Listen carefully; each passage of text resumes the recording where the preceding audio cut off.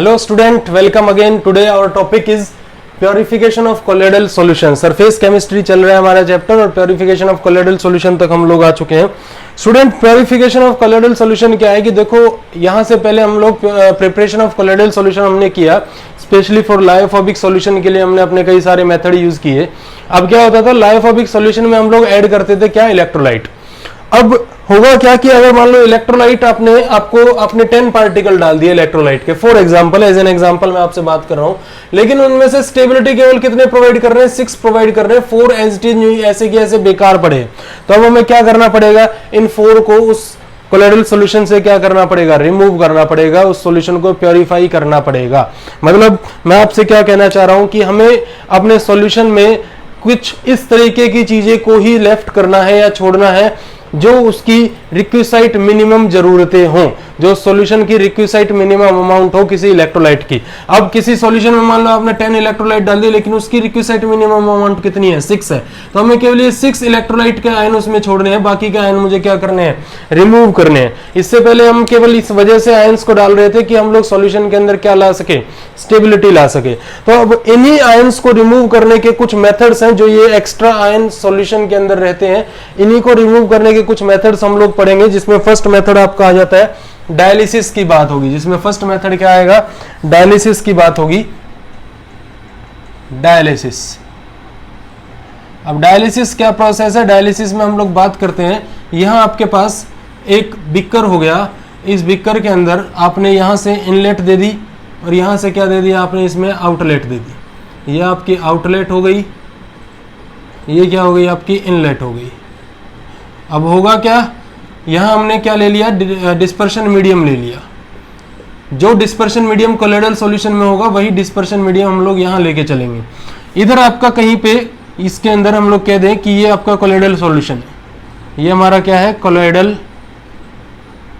Solution. अब इस colloidal solution के अंदर ही कुछ इलेक्ट्रोलाइट भी ऐड है जो इसको क्या कर रहे हैं, स्टेबिलिटी प्रोवाइड कर रहे हैं. और जो प्योरिफिकेशन ऑफ कोलोइडल सॉल्यूशन हम लोग जो कर रहे हैं, मोस्टली यूज होगा आपका कौन से सॉल्यूशन के लिए, लायोफोबिक टाइप सॉल्यूशन के लिए, क्योंकि लायोफिलिक के अंदर हम लोग इतना स्टेबलाइजर नहीं डालते जितना लायोफोबिक के लिए अंदर डालते हैं हम लोग, उसको स्टेबल करने के लिए. तो अब इसमें कुछ इंप्योरिटीज के तौर पर मैं कह दूं कि एक्स्ट्रा इलेक्ट्रो लाइट भी बैठा होगा, मींस कुछ आयंस एक्स्ट्रा बैठे होंगे जिनकी सॉल्यूशन को जरूरत नहीं है, वो एज इट इज इसके अंदर पड़े होंगे. तो अब हमें क्या करना है, इस कोलोइडल सॉल्यूशन को हम लोगों को एक पर्चमेंट बैग में लेना है. इसको हम लोग पर्चमेंट बैग कह देंगे. इस पर्चमेंट बैग के यहां बॉटम में कुछ पोर्स होते हैं. ये पोर्स जो है कुछ इस तरीके का इनका प्रोसेस होता है. इसको पहले मैं लिख देता हूं कि ये आपका क्या है, पर्चमेंट फिल्टर बैग. ये क्या आपका पर्चमेंट फिल्टर बैग, और इसमें ये पोर्स हैं, पोर्स. अब इन पोर्स का प्रॉपर्टी क्या है, which allow to move only ions.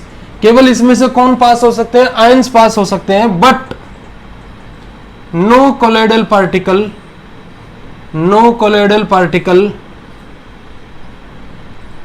pass through these pores. मतलब यहां क्या होगा कि आयंस के पार्टिकल का साइज ऐसा होता है, कोलोइडल पार्टिकल का साइज ऐसा होता है. अब इसके जो पोर्स है इनका साइज क्या है, इनका साइज जो कुछ इस तरीके का है, केवल इतना साइज है, इतना साइज है इनका, केवल इतना. अब इसमें से केवल कौन पास हो सकता है, ये आयन के पार्टिकल पास हो सकते हैं. बाकी अगर मैं इस कोलोइडल पार्टिकल को इसमें से पास कराना चाहूं तो ये इजीली से यहां से पास नहीं हो सकता. अब उसी के बेस पे हमें यह काम करना होगा क्या कि यहां से मैं हाई प्रेशर से इनलेट देता हूं वाटर की, और यहां से क्या देता हूं, आउटलेट. अब इसका भी रीजन है मैं इनलेट और आउटलेट क्यों दे रहा हूं, उसकी बात हम लोग करेंगे. अब आप कोलोइडल सॉल्यूशन को इस पर्चमेंट बैग में लेके आते हैं और यहाँ आपका क्या हो जाता है, कोलोइडल सॉल्यूशन. इस कोलोइडल सॉल्यूशन में आपका डिस्पर्स्ड फेज भी है, डिस्पर्शन मीडियम भी है. और याद रखना, जो डिस्पर्शन मीडियम हम लोग यहाँ यूज कर रहे हैं वही डिस्पर्शन मीडियम होगा जिस डिस्पर्शन मीडियम में मैंने क्या बनाया है, सॉल्यूशन बनाया है. मेरे लिए मैं वाटर के अंदर लेके चल रहा हूँ, आप अपने दिमाग में कुछ भी सोच सकते हो. तो होगा क्या कि अब इसके अंदर छोटे छोटे इलेक्ट्रोलाइट्स होंगे, आयंस होंगे, जो आयंस के पार्टिकल होंगे. अब जो आयंस यूज हो रहे होंगे, जिन आयंस से काम ले रहा होगा सॉल्यूशन, मतलब जो आयंस की रिक्विसाइट मिनिमम अमाउंट की जरूरत होगी वो आयंस इसी में हम लोग इस तरीके से इसको बिहेव कराएंगे कि वो आयंस के अमाउंट को हमें इसी में छोड़ना है, बाकी के जो आयंस होंगे वो इसमें से धीरे धीरे क्या करना स्टार्ट कर देंगे, बाहर आना स्टार्ट कर देंगे। मतलब यहां से किसकी एंट्री हो रही है, डिस्पर्शन मीडियम में आयंस की एंट्री हो रही है। ये कौन आ रहे हैं, आयंस आ रहे हैं।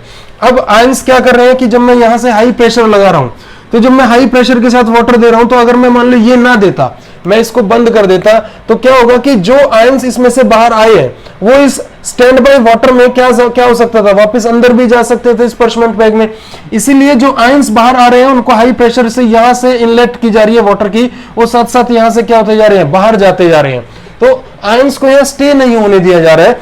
अगर आयंस स्टे हो गई मींस ये इनलेट और आउटलेट ना होती तो यही आयंस इसमें वापस क्या कर सकते थे, एंटर भी कर सकते थे, क्योंकि अगर इस बैग से इन पोर से आयंस बाहर आ सकते हैं तो इन्हीं पोर से आयन क्या जा सकते हैं, अंदर भी जा सकते हैं।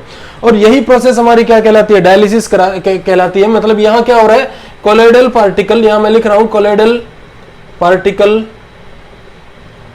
Remain left in the bag.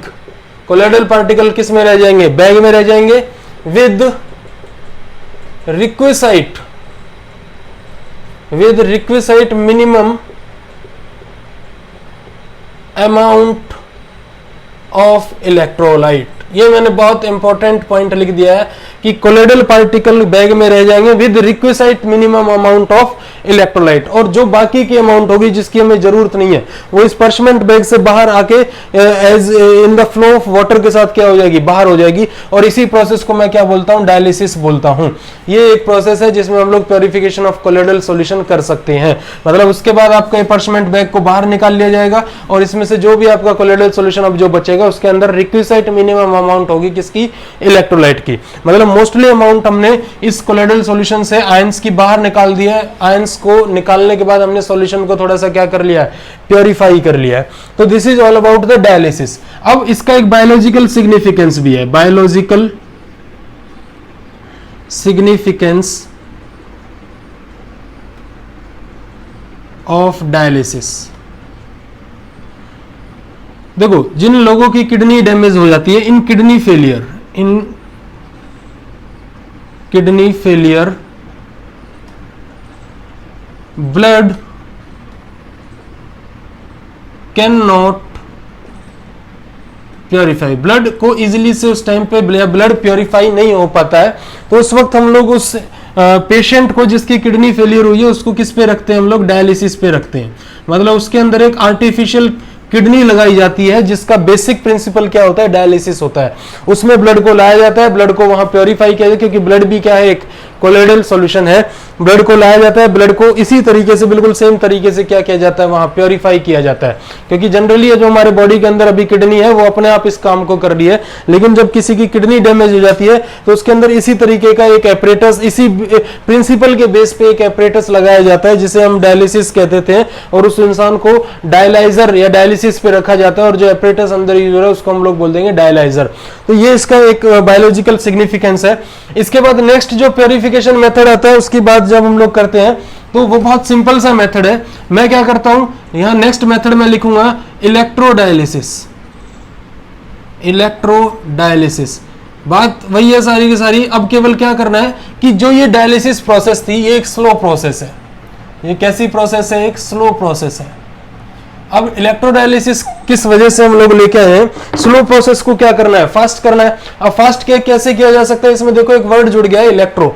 अब इलेक्ट्रो क्या काम करेगा, इलेक्ट्रोडायलिसिस क्या काम करेगा कि मुझे केवल क्या करना है, इस प्रोसेस को फास्ट करने के लिए मैं यहां दो इलेक्ट्रोड प्लेट लगा दूंगा, एक पॉजिटिव प्लेट और एक नेगेटिव, और इनमें इलेक्ट्रिसिटी जब मैं पास करूंगा तो होगा क्या कि जो इसके अंदर जो आयंस है वो तेजी से बाहर मूव करने लगेंगे। मींस ये जो पॉजिटिव नेगेटिवली चार्ज आयन है इस तरफ कौन भागेंगे, पॉजिटिव चार्ज आयन, और जो ये पॉजिटिव चार्ज प्लेट है इस तरफ कौन भागेंगे, नेगेटिवली चार्ज्ड आयंस। और ये प्रोसेस थोड़ी सी फास्ट हो जाएगी, मतलब यहां से आयंस का निकलना थोड़ा सा क्या हो जाएगा, फास्ट हो जाएगा, क्योंकि अब यहां दो प्लेट लगी है और वो प्लेट इन आयंस को क्या कर रही है, तेजी से अट्रैक्ट कर रही है। तो this is all about the electrodialysis. बहुत छोटा सा डिफरेंस है दोनों में। यहां हम लोग कोई मेटेलिक प्लेट हम लोग यूज नहीं करते हैं, इलेक्ट्रिक प्लेट। इलेक्ट्रोडायलिसिस के अंदर हम लोग क्या करते हैं, यूज ऑफ मेटेलिक या इलेक्ट्रिक प्लेट। इलेक्ट्रिक प्लेट हम लोग यहाँ यूज करके चलते हैं, जो इस प्रोसेस को, डायलिसिस की प्रोसेस को क्या कर देती है, फास्ट कर देती है। तो ये बातें किसकी होगी, आपकी प्योरिफिकेशन ऑफ कोलोइडल सॉल्यूशन में डायलिसिस हो गया और एक क्या हो गया आपका, इलेक्ट्रोडायलिसिस हो गया। अब इसके बाद एक और मेथड आता है जिसकी बात हम लोग करेंगे, अल्ट्रा फिल्ट्रेशन। इसको आप लोग स्क्रीनशॉट ले सकते हो। ये डायग्राम अगर यहाँ जो बनाना है वो सेम यही हो जाएगा, केवल यहाँ 2 प्लेट आप लोग लगा दोगे और उस पर पॉजिटिव और नेगेटिव टर्मिनल दिखा दोगे, तो ये आपका प्रोसेस एज इट इज समझ जाएंगे जो भी टीचर आपका कॉपी चेक करेगा कभी, कि इलेक्ट्रोडायलिसिस क्या प्रोसेस है, वो ये प्रोसेस है। तो यहाँ के बाद अब बात करते हैं हम लोग अल्ट्रा फिल्ट्रेशन की। अल्ट्रा फिल्ट्रेशन क्या होते हैं, special type of filter paper होते हैं। थर्ड मेथड होगा प्योरिफिकेशन का, ultra filtration. Now ultra filtration क्या है, it is these are the special type of filter paper. ये कुछ special type of filter paper होते हैं जो कैसे प्रिपेयर किए जाते हैं कि ये आपका कोई नॉर्मल फिल्टर पेपर हो गया, इसके अंदर ये पोर्स हैं, बड़े बड़े पोर्स हैं। इन पोर्स का साइज अभी आपको लार्ज नजर आ रहा है, इसके अंदर ये बड़े बड़े पोर्स हैं। अब इन पोर्स में से ये नॉर्मल फिल्टर पेपर है, नॉर्मल फिल्टर पेपर।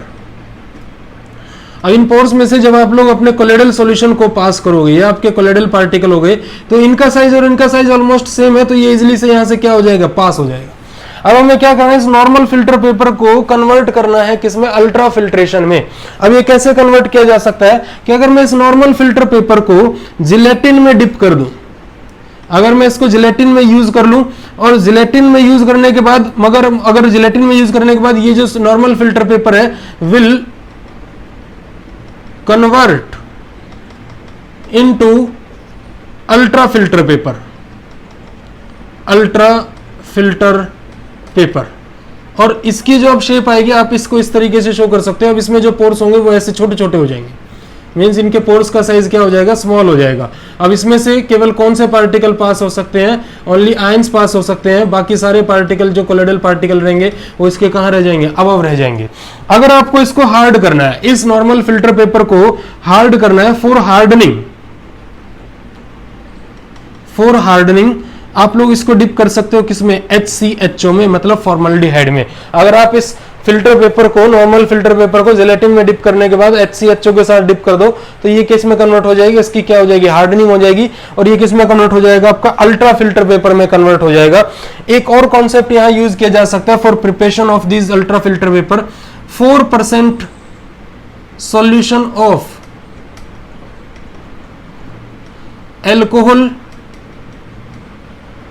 और इथर। अगर मैं एल्कोहल और इथर का 4% सॉल्यूशन ले लूं, उसमें इस नॉर्मल फिल्टर पेपर को क्या कर दूं, मैं डिप कर दूं, तो भी ये किस में कन्वर्ट हो जाएगा, आपका अल्ट्रा फिल्टर पेपर में कन्वर्ट होगा। यहां भी हार्डनिंग के लिए, हार्डनिंग के लिए आप लोग किस में डिप कर सकते हो, HCHO में डिप कर सकते हो।